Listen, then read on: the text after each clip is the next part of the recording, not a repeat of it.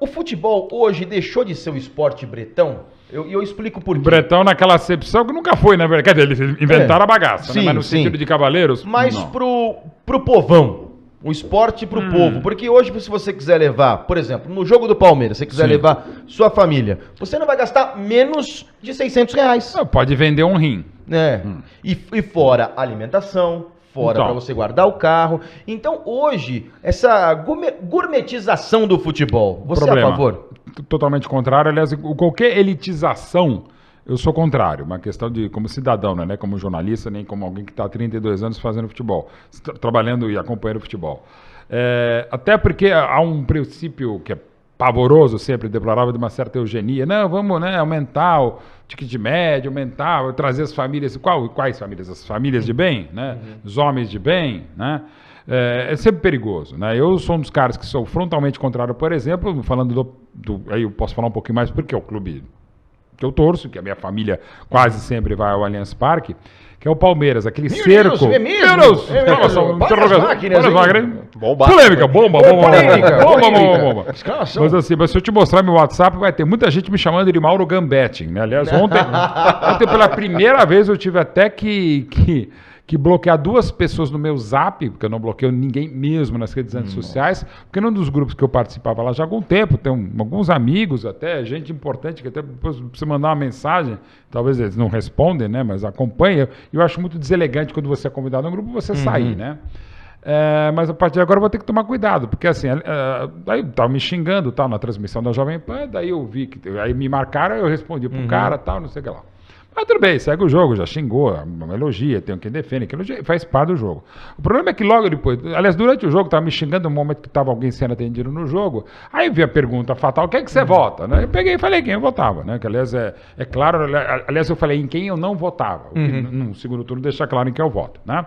Se você minimamente me conhece como cidadão, como jornalista, sabe dizer em quem eu não voto, aliás eu estou dizendo, eu mais veto do que voto nessa eleição, mas sem fazer proselitismo eleitoral, que eu deixei claro no primeiro dia da campanha que eu não faria isso e nunca faço, e aliás é um crime quem faz, mas tudo bem, é uma outra gigantesca discussão.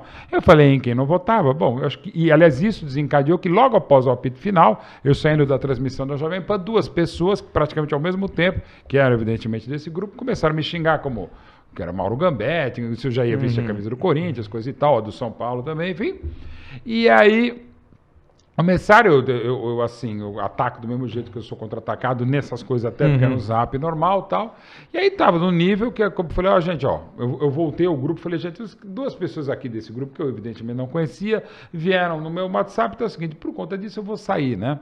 E eu peço desculpas, eu nunca fiz isso, mas o negócio tá meio baixo aqui, não vou perder mais tempo do que eu já tô perdendo. A essas pessoas eu vou responder também nos próprios apps, e só para informar que vou bloquear, porque o negócio tá feio aqui, né? E tava realmente feio, mas tudo bem.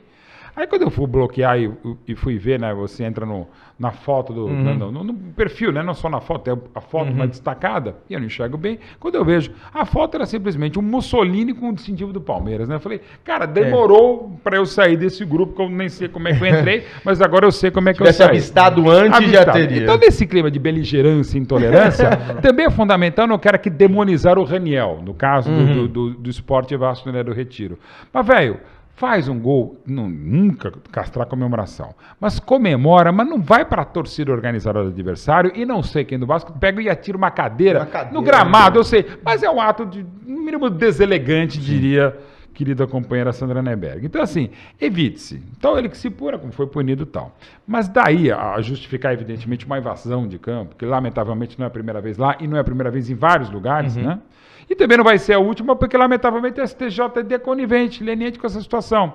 Quando dá uma punição pecuniária, gente, temos que ser mais bravos. E, nesse sentido, mais rigorosos. Não é a pena de talhão, olho por olho, dente por dente, e, no caso específico, pata por pata. Não, a gente fala, olha, tentemos esquecer tudo o que aconteceu, mas, sei lá, a partir do ano que vem, é o seguinte, gente, eu sei que aí, claro, passa pelo Código Brasileiro de Justiça Desportiva, né? Também é para você legislar em causa própria, que você acaba, evidentemente, fazendo ainda mais injustiças, você acaba sendo mais justiceiro do que fazendo justiça. Mas, gente, se não houver um grande pacto no sentido de, cara, isso não pode. Aliás, e aí falta coragem para todo mundo. Por exemplo, quantas vezes a gente vê há décadas ônibus sendo apedrejados, chegando ao estádio, saindo do estádio, às vezes ônibus apedrejados da própria torcida se a fase do clube não é boa. Ok.